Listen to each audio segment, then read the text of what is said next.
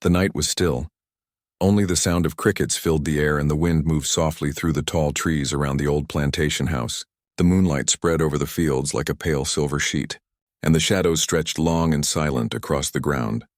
In the darkness near the back fence stood Lazarus, quiet like the night itself, eyes steady and calm, heart beating slow, his hands rough and scarred. The lines of hard years carved deep into his skin.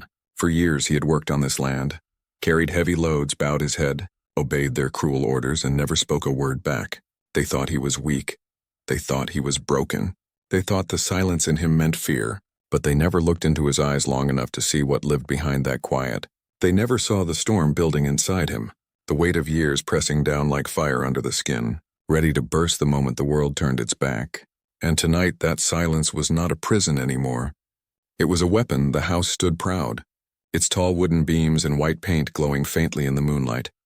The windows were closed. The lights inside had gone out hours ago. The masters slept, believing they owned everything around them, believing the night itself belonged to them. They had laughed at him in the daylight, shouted his name like it was dirt, pushed him into the mud, beat him when no one looked. Their power had been loud, full of noise, full of cruelty, but now the night was on his side. The crickets did not care about their power. The wind carried no respect for their rules, and Lazarus breathed in that quiet air like it was the first real breath he had taken in years. The moonlight caught his face, and for a moment, it showed something cold in his expression, something sharp, something no one on that land had ever seen before, something they would soon fear. He could see the house clearly from where he stood, the wooden porch where they made him kneel, the steps he scrubbed with raw hands, the tall door they slammed behind him every time they threw him out.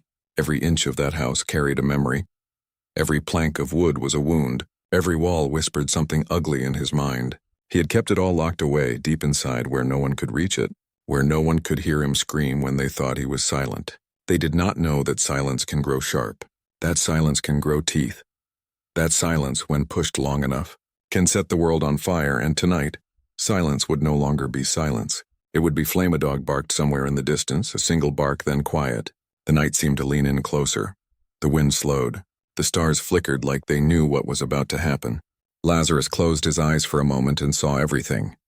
Not the night as it was, but the night as it would be. The walls burning, the windows glowing red, the screams cutting through the air, the powerful crawling on their knees as the fire swallowed everything they thought they owned. He could see their faces, twisted in fear the way his had twisted in pain for years. He could hear the panic that would replace their laughter, and in his chest there was no mercy. Only the steady quiet of a man who had already decided, the kind of quiet that cannot be turned back. The ground beneath his bare feet was cold, but he didn't shiver. The chill in the air only made his resolve feel harder. Like steel hidden inside silence, he had nothing left to lose. No family, no freedom, no future. They had taken everything from him except the silence, and now that silence belonged to him, shaped by him, sharpened by years of pain, it had become a blade that no one saw coming, because no one ever looks twice at the quiet ones. No one ever fears the man who never raises his voice. But they forget that quiet people don't shout. They strike. The smell of smoke was not in the air yet, but it already lived in his mind, alive, breathing, waiting. The way a storm lives in the clouds before lightning splits the sky, he could almost feel the heat on his face before the match was even struck. He could almost hear the wood cracking, the panic running through the halls, the desperate pounding of hands on locked doors. He stood there in the dark and let those sounds live inside him, feeding them, holding them, making them stronger, and the silence around him grew heavy, thick, the kind of silence that makes the night hold its breath. He turned slowly, eyes sweeping over the barns, the trees, the fences, everything they had built with the blood and bones of people like him, everything they thought was untouchable. And he realized how fragile it all truly was, how one spark could turn their kingdom into dust, how one man they never listened to could make their world fall to its knees. They had built their lives on his silence, and that was their mistake, because silence can break louder than thunder when it's time. Lazarus walked a few steps closer to the house, his feet pressing into the dirt, soft and cold beneath him. Every step carried years of memory. He saw the whipping post in the corner of the yard, the rope still hanging loose. He saw the spot where they threw a boy to the ground and laughed as he bled. He saw the window where the lady of the house stood every morning, sipping from her cup and pretending the world was beautiful, while her cruelty lived in every shadow. He saw the chair where the master sat and made decisions that crushed lives like dry leaves. All of it was carved into his memory like scars on his back. All of it was fuel waiting for fire. His hands clenched slowly, the skin pulling tight across old wounds, and he lifted them to the moonlight, looking at them like they were not his hands anymore, but the hands of someone the world had tried to bury and failed. They had whipped those hands, chained those hands, forced those hands to build a world they could never own. But tonight, those same hands would destroy the world they had built. The same hands they thought were powerless would write their ending in fire, and they would not even have time to understand how the quiet they ignored became the last sound they ever heard. The crickets fell silent as if they too sensed the shift in the air. The wind bent through the trees and the long grass whispered against itself. Somewhere far in the distance an owl called once, then vanished into the night, and Lazarus lifted his head, listening, feeling. The night was not fighting him. It was opening for him, like it understood him, like it too was tired of their cruelty, like it too was waiting for the flame. And for the first time in years, he felt something that almost felt like power. Not the power they had, loud and brutal, but the quiet kind. The kind that rises slow and unstoppable. He remembered the first time they beat him. The laughter around him, the burning pain, the way the ground felt against his face, the dirt cold and wet. He remembered thinking that the world would never change, that silence would be his grave, but time had changed him. The silence had changed. It was no longer a cage, it was a match, and all it needed was one strike, just one to turn everything upside down, and tonight, that strike was ready. He took another step, then another, closer to the house, close enough to see the outline of the porch, the chairs, the ropes, the wooden beams, close enough to hear the soft sound of a horse shifting in the stable, close enough to see the faint light under the door from the dying fire inside. They were all asleep, safe in their belief that nothing could touch them, that no one would ever dare. They believed the night belonged to them, but the night had changed sides. The wind caught his shirt, cold against his back, and he didn't move. He stood there and let the memories flood him. Every wound, every cry, every time they said his name like it meant nothing, all of it came back. Not to weaken him, but to remind him why he was standing there now, why the match would be struck, why the world would burn, and a small sound escaped him. Not a laugh, not a cry, something deep, quiet, something like a whisper of a storm building miles away. Lazarus was not born a monster. They made him one slowly, day after day, year after year. They poured their cruelty into him, thinking it would break him, but it only filled him. It only built the fire, until there was no space left for fear, no space left for mercy, and the man they thought was nothing stood in the night as the storm they created. They would never see it coming, because they never looked at him long enough to see the fire growing behind his eyes. He reached the bottom of the steps and touched the wood with his bare fingers. It was cold now, but in his mind it was already hot, already glowing. He could almost see the flames crawling up the walls, licking at the windows, wrapping around the roof like hungry hands. The night seemed to lean closer, as if it too wanted to watch what would happen next, and he breathed slow, deep, steady, like a man who knew the world was about to change and that nothing could stop it anymore. He looked up at the house one last time, not with fear, not with anger, but with the cold calm of someone who has nothing left to lose. He didn't need to shout, he didn't need to run. He didn't need to beg for mercy, because the silence itself was already screaming for him. It was in the trees, in the dirt, in the air, in the stars that hung over the house like witnesses to what was coming. And in that heavy, breathless moment, Lazarus became more than a man. He became the quiet before the fire, the silence before the scream, the storm in waiting. And as the crickets began their song again, soft and low, as the wind moved through the trees like a whisper, the house stood there proud and blind, not knowing that the quiet man at its steps would be the last thing it ever saw, not knowing that its walls were already marked by the night itself, not knowing that silence had turned its face toward flame. And as Lazarus stood there in the moonlight, his eyes held no mercy, only the promise of fire.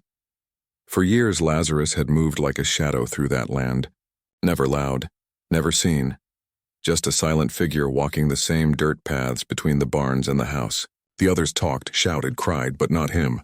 He learned early that noise brought more pain, more hands, more rope, so he swallowed every scream, locked every word inside a place so deep even he forgot what his voice sounded like.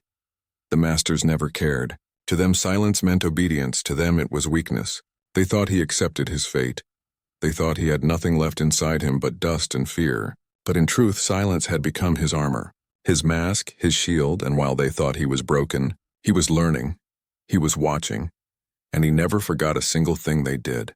Not the way they laughed when someone fell, not the way they lit their pipes near the dry barn, not the way they left the oil barrels leaning on the back wall, not the way the door locks clicked when they slept. He studied it like a hunter studies his prey, and with each quiet night, the map of their world built itself inside his mind piece by piece, corner by corner.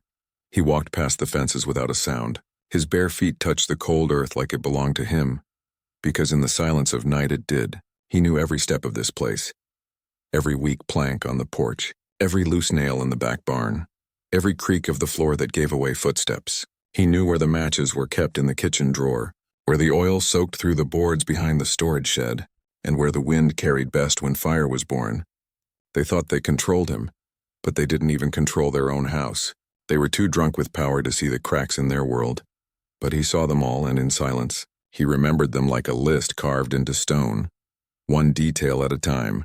For years, no one feared the quiet man who served their food. No one feared the hands that cleaned their mess. No one feared the eyes that looked down at the floor. They believed silence meant safety, but they never knew silence was the most dangerous thing of all. Silence listens, silence watches, silence waits, and it never forgets. So while they wasted their nights with music, with whiskey, with their cruel laughter echoing through the hallways, Lazarus stood in corners where shadows lived, watching the fire in the lamps, watching how quickly the flame caught on the wood, watching how fast the wind moved through the open windows, watching how easy it would be to make the house cough smoke like a dying beast. They never asked what lived behind his quiet, and that would be their mistake. The kitchen door creaked softly in the night. He had oiled that hinge 100 times. He knew exactly how to make it move without a sound. He had done it not for them but for himself, so he could pass through without being seen. He had learned the rhythm of the guard's steps, the way the hounds turned their heads, the way the master snored so loud the whole house seemed to vibrate. Everything was a pattern. Everything was a sound he had memorized until silence became the key to every lock they had. They built their world on cruelty, but he learned how to move through it like smoke, and as he stood in the yard, the moon high above, he could feel that map unfolding in his mind again. The oil drums by the barn, the loose haystack near the porch, the wooden beams so dry they could sing if touched by flame. Every detail of this place was no longer their strength. It was his power. The quiet man they ignored held their world in his hands, and they didn't even know it. They had mocked him for not speaking. They had beaten him for lowering his head. They never understood that silence was sharper than a blade. If you hold it long enough, Lazarus crouched low by the edge of the barn, his fingers brushing the cold wood. He could smell the oil that leaked from the barrels, thick and heavy in the air. They used it for their lamps, their wagons, their tools, but they had no idea how much they had given him with their carelessness. He had watched them for years where they stored it, how it dripped slowly into the dirt, soaking everything like it was waiting. And tonight the oil was no longer theirs. It belonged to the silence. The wind shifted and pushed through the trees, and he closed his eyes for a moment. Letting it touch his face, he could feel how the air moved, where it would carry smoke, where it would feed flame. He didn't need to speak. He didn't need to plan aloud because everything was already built inside him, carved into the silence of too many nights spent lying on the ground staring at the ceiling, hearing their laughter from above like it was a hammer on his soul. Every insult, every boot on his neck, every lash on his back had become a brick in the wall of what he was building. His fingers moved slowly over the ground, feeling the softness of the dirt, feeling where the oil had sunk deep. He imagined how fast it would run if a spark touched it, how fast it would crawl toward the porch, how quickly it would find the weak wood under the house. They thought he didn't know anything. They thought a man without a voice didn't have a mind. But they were wrong. Painfully wrong. He knew their land better than they ever would. He knew its bones, its lungs, its heartbeat, and he knew how to stop it from breathing. The night around him grew heavier, not loud, just thicker, like the air itself was waiting with him. He looked at the house in the distance, the porch wrapped in shadows, the windows dark, and for a moment it looked small, weaker than it had ever seemed before. Not a fortress, not a kingdom, just dry wood, weak locks, old walls, ready to fall apart with one spark. They had believed their power was built in stone, but it was built in wood, and wood burns. A faint rustle came from the stable, a horse shifting, its hooves tapping the floor, but it didn't bother him. The animals were restless because they could feel it too. Something coming. Something slow and inevitable. The kind of thing that moves before a storm breaks. And Lazarus's heartbeat didn't quicken. It slowed. Deep and steady like the beat of something old. Something patient. The kind of patience that can wait years in the dark for the right night. He remembered the face of the man who struck him the first time. The sound of his voice. The way his hand smelled of tobacco and sweat. The way his laughter felt like a knife. He remembered the woman who watched from the window and turned away like he was nothing. He remembered the taste of dirt in his mouth and the sting in his chest as they told him to be silent, to accept, to never look them in the eye again. And every memory came not with pain anymore but with a cold clarity. A straight line from that night to this one. A straight line to fire. Lazarus leaned against the barn wall and let the silence wrap around him like a second skin. His breath soft, his body still, his mind sharp. Everything in him was focused now. Every sound, every smell, every movement had meaning. Nothing was wasted. Nothing was weak, and as the moon slid slowly across the black sky, the quiet man who had been their shadow was now becoming something else, something they had no name for, something they didn't know how to fear yet. But they would. The oil waited. The wood waited. The wind waited, and he waited with them, patient like the years they stole from him, silent like the nights they made him endure. He didn't need to rush. He didn't need to shout, because power doesn't always make noise. Sometimes it whispers. Sometimes it just watches, and when it finally moves, the world never sees it coming until it's too late. And in that quiet yard under the cold moon, Lazarus smiled a small, quiet smile that no one would ever see. The sun had burned hot that day, the air thick and heavy, the kind that made every breath feel like smoke. The fields had baked beneath the weight of summer, and the work had been endless, the masters shouting from their porch like kings, their voices sharp and full of that cruel joy they carried everywhere. They liked watching him break. They liked testing the quiet in him. But Lazarus never gave them what they wanted. He didn't cry, didn't beg, didn't scream. He just lowered his head and did what they told him to, and that made them angrier. Because cruelty feeds on noise, and his silence starved them. But that day, when the sun began to fall and the heat turned to a thick red dusk, something happened that would crack the last piece of the wall inside him, something that would wake the storm they never thought was there. The master came down from the porch with his boots crunching against the dirt, a bottle in one hand, a whip in the other, his face flushed with drink, his voice rough and loud. Behind him stood two others, their shadows long against the fading sky. They were laughing, that kind of laughter that crawls under the skin. Lazarus was bent over by the fence fixing a broken beam, sweat running down his face, his hands blistered and bleeding from the day's work. The master called out his name once, twice, then struck the whip. But Lazarus didn't move, didn't scream, didn't fight. He stared at the ground and let the silence thicken between them like a wall they couldn't see.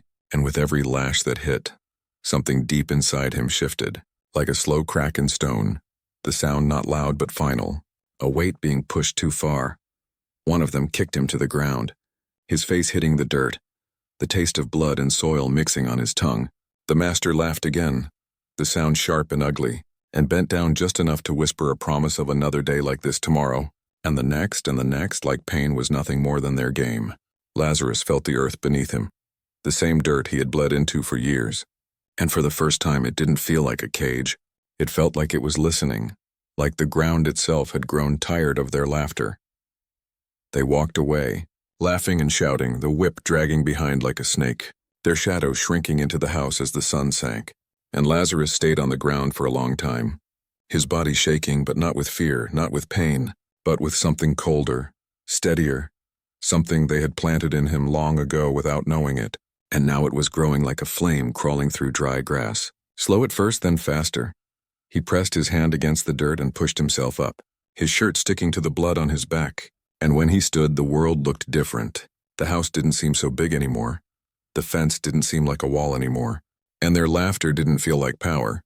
It felt like smoke before a fire. He walked slowly to the small corner behind the barn where no one ever went, sat down with his back against the wall, and stared at the sky. The stars were waking one by one, the night folding over the land like a dark blanket. And for the first time in years, he didn't feel the weight of silence pressing down on him. He felt it rise up, filling the space around him. The same silence they mocked was now his weapon, his shield, his fire waiting to be born. And he understood something he had never allowed himself to think before, that the pain they gave him was not strength for them. It was fuel for him. He remembered their faces one by one. The man with the whip, the woman with the cold eyes at the window, the others who stood by and laughed like it was entertainment. He remembered every scar on his back and every name they called him. And for the first time, those memories didn't feel like chains, they felt like steps, leading him toward something sharp, something final, something that would end their laughter forever. The promise he made to himself that night wasn't spoken. It didn't need to be. It burned behind his eyes like a brand. The moon climbed higher and the night grew quiet, the kind of quiet that holds its breath before something breaks. Lazarus stood again, feeling the pain in his back not as weakness but as heat. Alive, real. The last thing they would ever give him. He walked toward the fence line, slow and steady, letting the night fold around him, his steps silent on the dirt, his breath even. And in that moment, something inside him clicked into place, like a door finally shutting, like a lock finally snapping shut. He wasn't going to run. He wasn't going to hide. He was going to burn their world until it screamed louder than all the whips they ever raised. He stood by the edge of the field and looked back at the house, the porch lights glowing faint and soft, shadows moving behind the curtains, their lives so easy, so blind. They believed tomorrow would be just another day where they'd call his name like a command. They didn't know that this night had already become the beginning of their ending. They didn't know that every step they took toward cruelty had been a step toward their own fire. They had built it with their own hands and now it waited for them, patient, silent, and merciless. His fingers curled slowly into fists, the skin stretching over the wounds on his knuckles, and the pain didn't stop him. It steadied him.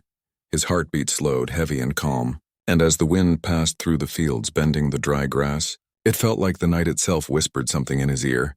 Something he had always known deep down. No one saves the quiet. The quiet saves itself. And when it does, the world shakes, and in that moment, Lazarus stopped being a man they could break and became a storm they could not escape. He turned away from the house and walked back into the darkness behind the barn, his shoulders straight despite the wounds. The pain on his back felt like fire crawling just beneath the skin, and it didn't burn him down, it built him up. It carved him into something new, something silent and deadly, the kind of silence they would never laugh at again, the kind of silence that would light the night on fire. The night fell heavy and quiet, the kind of quiet that presses against your chest and makes every breath sound louder than it should. The house stood tall but blind, its windows dark, its porch wrapped in soft shadows. No one inside could imagine what waited just beyond their walls. And out there in the deep stillness of the yard, Lazarus moved slow and steady, like a shadow walking through another shadow. His bare feet didn't stir the dirt. His breath didn't break the silence. Everything around him belonged to him now. The night, the air, the wind. Every creak of the wood and rustle of the grass had already been memorized by his mind long before this night ever came. And this was the night he had chosen. The night they would never forget. The night when the silence they mocked would rise and devour them whole. The barn loomed at his side. Old wood soaked with years of spilled oil. Hay stacked in tall heaps that would catch fire like dry bones. The smell of it filled the air, thick and sharp, and he crouched low beside the barrels, his fingers sliding across the wood. The oil was warm from the day's sun, heavy and slick. He pulled the cork and let it drip slow into the dirt, watching it snake through the ground like dark veins crawling toward the house. Each drop was a promise, each trail a fuse waiting for flame, and his hands moved with the patience of someone who had been waiting for years. No tremor, no rush, just quiet control, the kind that frightens more than rage ever could. He walked along the side of the house, keeping to the edges where the moonlight didn't touch him, and spread the oil in long invisible lines, thick and careful across the wooden steps, under the porch beams, down the sides of the foundation, through the path that led straight to the barn, connecting everything like a web spun from darkness itself, the kind of web that once lit could not be undone.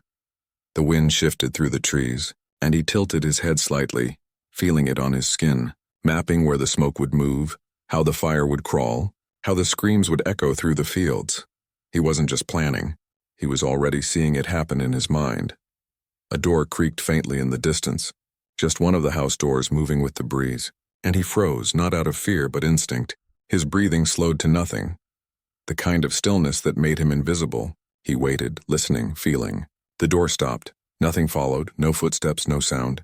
And he moved again, lower, slower, the oil can swinging lightly in his hand. Not like a servant now, but like someone holding the future of this place in his palm. The night wrapped tighter around him, almost like it was hiding him. He remembered the porch clearly, remembered the nights he knelt here.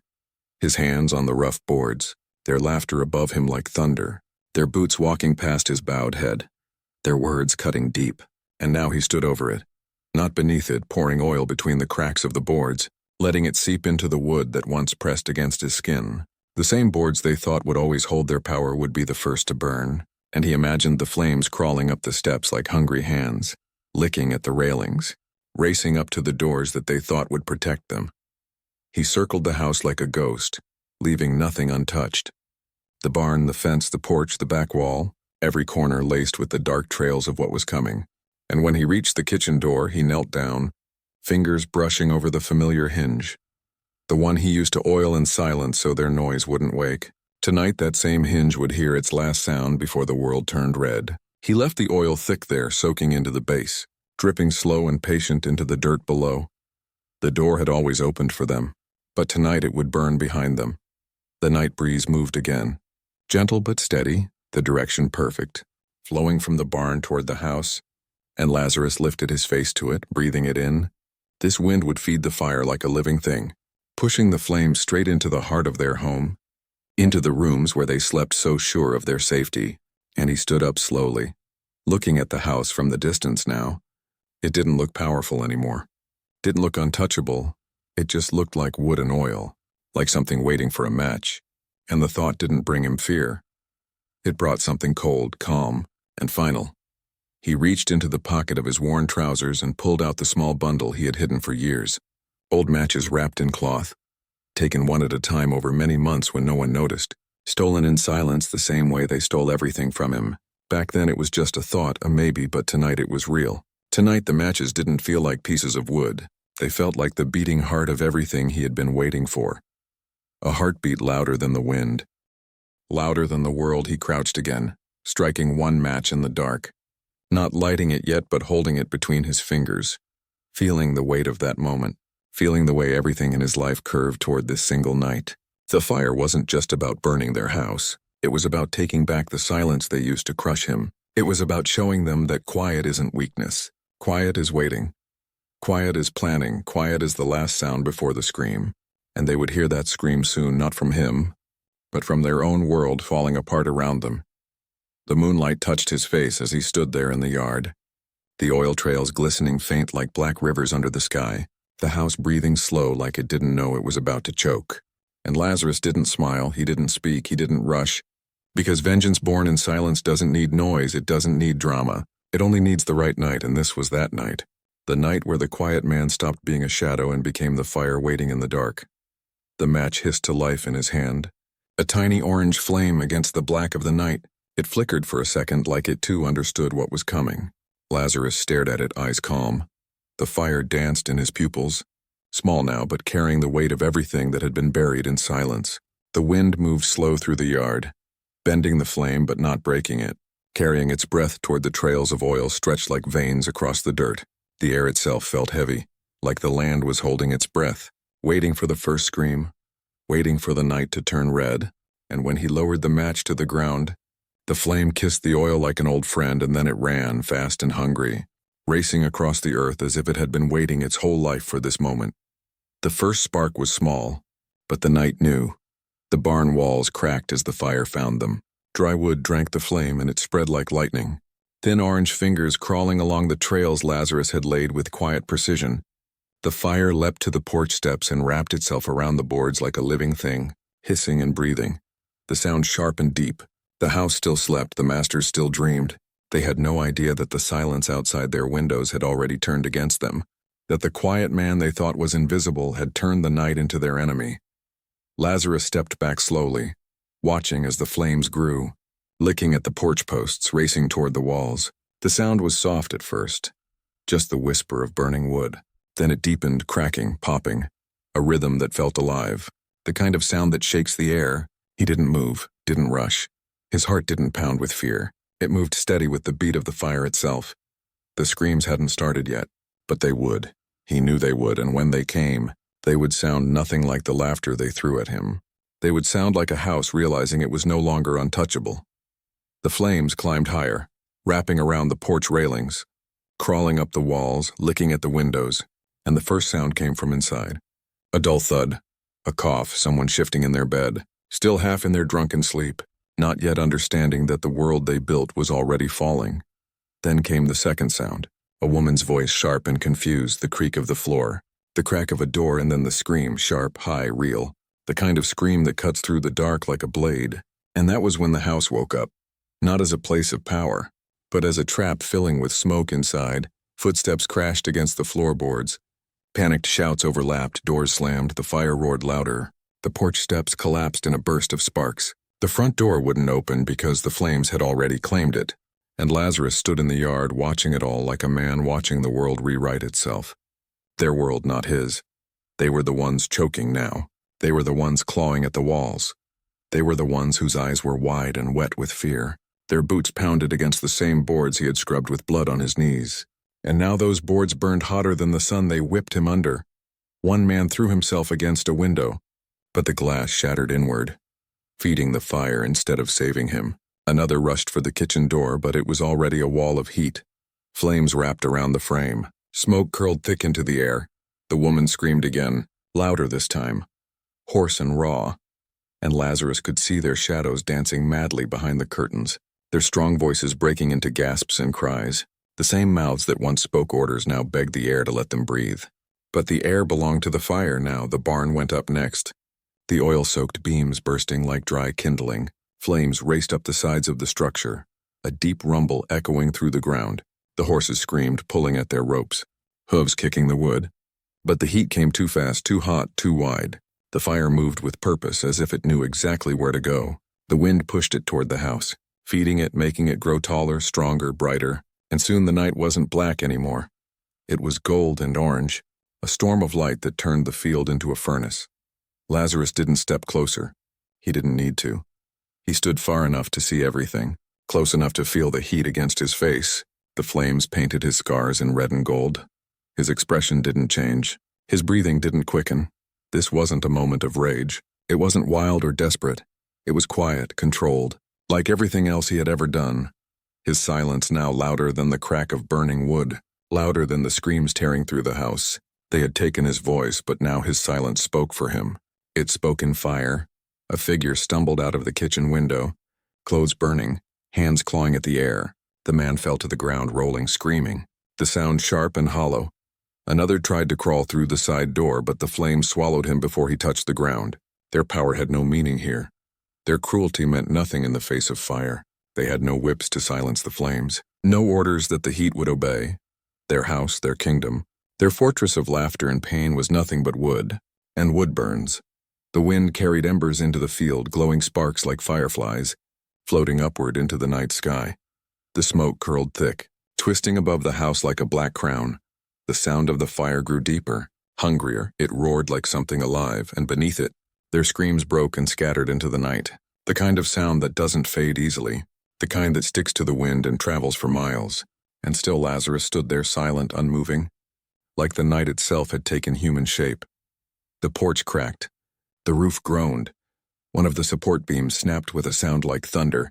The flames climbed up through the windows, reaching for the ceiling, swallowing everything they once thought would last forever. Their paintings, their furniture, their polished wood, their weapons, their lives. It all turned to black and red.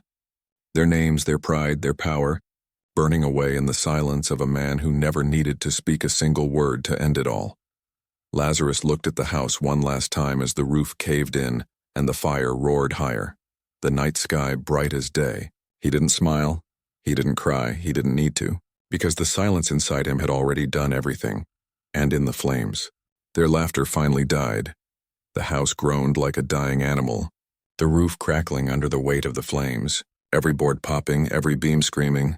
And Lazarus stood there in the dirt watching it all with the steady gaze of a man who had waited his entire life for this single night. The fire painted his face in orange light. His eyes reflected the burning house like mirrors. But inside him there was no chaos, no rush, only silence. That same silence they had beaten into him. The silence that once buried him was now the silence standing over their graves. The night wind pushed against his back, carrying with it the thick heat of the fire. The smoke curled upward into the sky like a black snake twisting above the burning plantation. Glowing embers drifted through the air, landing softly on the ground like falling stars. The porch collapsed with a thunderous crack. The flames jumped higher, swallowing the front windows whole. Glass burst into the night like shrapnel. The people inside screamed until their voices turned to coughing, then choking, then silence, their powerful voices. The same ones that ordered him around, that laughed as they whipped him, were now raw and desperate, small and human. And Lazarus heard every sound without flinching, every cry bouncing off the barn, every breath becoming smoke. He didn't need to move closer. Their world was ending without him raising a hand anymore. The fire was doing the talking now. The fire was delivering every answer they had ignored for years. He walked slowly along the fence line, his feet sinking into the dirt, the night around him alive with the sound of destruction. And for the first time, the land didn't feel like a prison. It felt open, wide, breathing with him, the air heavy but free. No chains clinking, no boots stomping, no voices shouting orders. Just the fire and the wind and the man they thought would never lift his head. He looked at the burning house, and it didn't look like their home anymore. It looked like a monster collapsing in on itself. A beast devouring its own bones, the porch that once made him kneel now a pile of glowing coals. The windows that once looked down on him now black holes pouring smoke into the night. A figure stumbled out from the back door, coughing, half-burned, his voice cracking as he begged the air for mercy, crawling through the dirt like an animal trying to outrun its own end. Lazarus watched him without stepping forward. He had no mercy to give, no words to offer. The man clawed at the ground and then collapsed. The fire behind him roared louder, swallowing the door, swallowing the last way out. The house shook as another beam snapped and the roof sagged inward, sparks raining down like fiery rain. The barn had already fallen, nothing but a skeleton of burning wood and twisted iron. The animals had gone silent, their screams swallowed by the blaze, and the fence posts glowed faintly at the edges, catching slow fire. The entire plantation was wrapped in smoke, the stars above hidden behind a ceiling of black and red, and Lazarus stood at the center of it, still unmoving, like the night itself had chosen him as its witness. The quiet man who had lived under their cruelty now watched their empire fall to ash without a single word. The flames reached the second floor of the house. Windows burst open like mouths gasping for air. The heat rolled across the yard in waves, heavy and thick, wrapping around Lazarus's skin, but he didn't step back. He let it wash over him, like it was burning away the years they had stolen. Every lash, every kick, every command burned away with the wood. The smoke rose higher, twisting upward into the dark like a black banner announcing the end of their rule, the end of their power. He closed his eyes for a moment and heard nothing but the fire, the crack, the roar, the rush of air feeding it beneath that. He could still hear faint screams inside, trapped behind walls they had built themselves, walls that once kept him in but now held them in. And he thought of all the nights he lay on the dirt staring at those same walls, too weak to fight, too quiet to speak, too broken to believe. And now those walls were giving him the only answer they ever could. They were burning for him. They were burning with them inside. The sound changed when the center beam split, a deep cracking like the spine of a giant snapping. The roof folded inward, the walls buckled, the windows burst one after another in a storm of sparks and fire, and the house let out a sound like a dying breath, long and deep, before collapsing in on itself. The flames roared up into the night sky in a single towering wave of orange and red, lighting the fields for miles around, and in that light, Lazarus didn't look like the broken man they once beat. He looked like something else entirely, something carved out of darkness and fire, something the night itself had raised. He turned slowly and walked a few steps closer to the edge of the fields, the wind carrying the smoke behind him, the fire warming his back like a silent companion. The air smelled of ash and oil and burning wood, but beneath it all there was something else, something cleaner.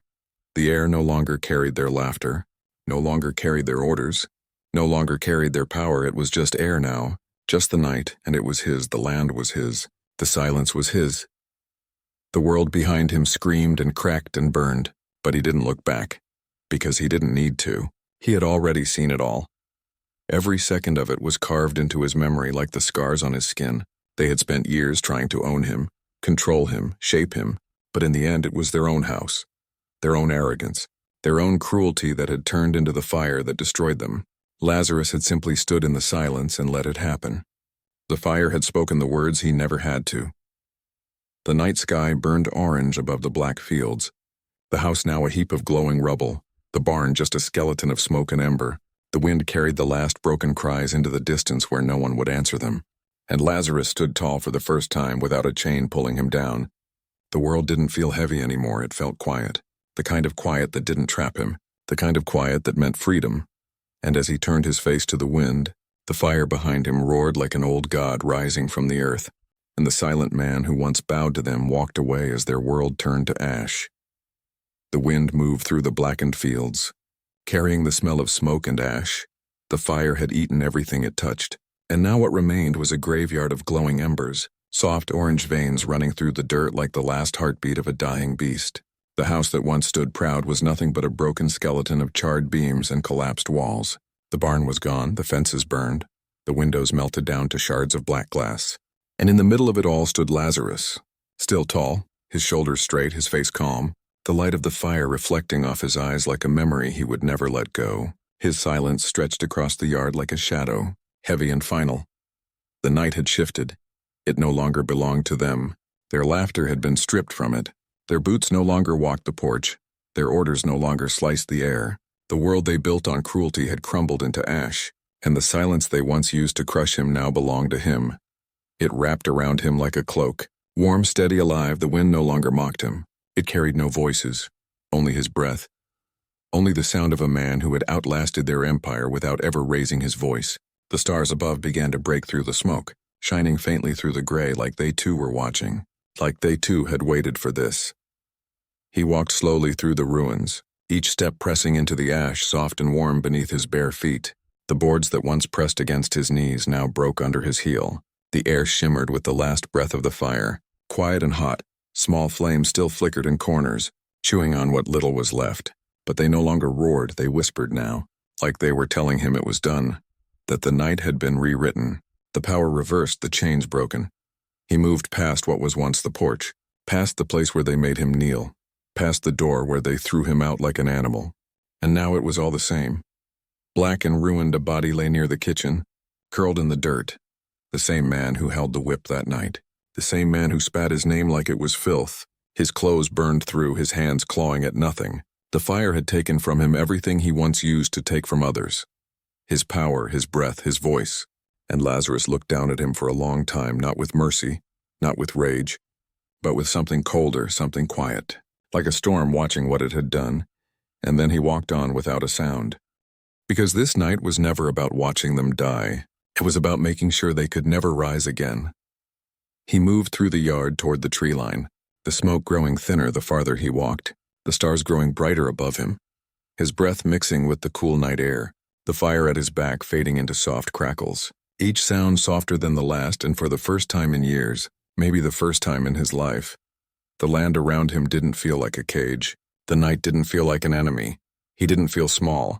He didn't feel trapped. He felt tall, unbroken, as if the silence had bent to him, not the other way around behind him. The house let out one last crack, one last groan, and part of the roof gave way with a sigh, sending a wave of sparks into the air, glowing like 1,000 fireflies rising into the darkness, drifting upward until they disappeared into the wind, and Lazarus stopped for a second to watch them, his chest rising slow, steady. It wasn't joy he felt, and it wasn't sorrow. It was something bigger, something sharper, the feeling of a weight that had lived in his bones being lifted one ember at a time, until all that remained was the silence he chose for himself.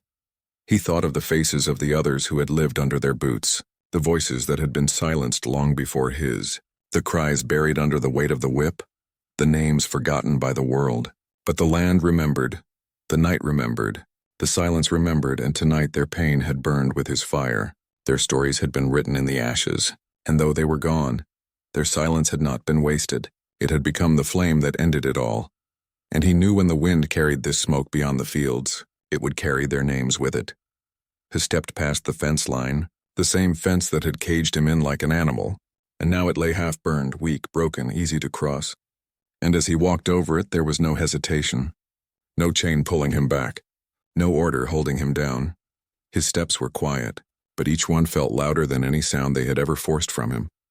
Each step belonged to him alone, not to their cruelty, not to their walls, just him and the night, and for the first time, silence didn't feel like weight, it felt like wings. The road beyond the plantation stretched into the darkness, endless and silent, and he walked down it without looking back. Because there was nothing left to look at, nothing left to fear. The house was gone, their voices were gone. Their power turned to black ash drifting into the sky, and as the wind pulled the smoke away, it took with it the last trace of their names, leaving only his steps behind, strong and steady, the sound of a quiet man who had burned their world without ever needing to speak. The stars watched as he disappeared into the night, the fire behind him dimming until it was just a glow on the horizon, and the land that once echoed with cruelty was silent now. But it wasn't the silence of pain anymore. It was the silence of a storm that had passed, the silence of freedom, the silence that belonged to Lazarus, the man they thought would stay silent forever, the man who never begged, never screamed, the man who lit the night in flames and walked away as a legend whispered in the wind.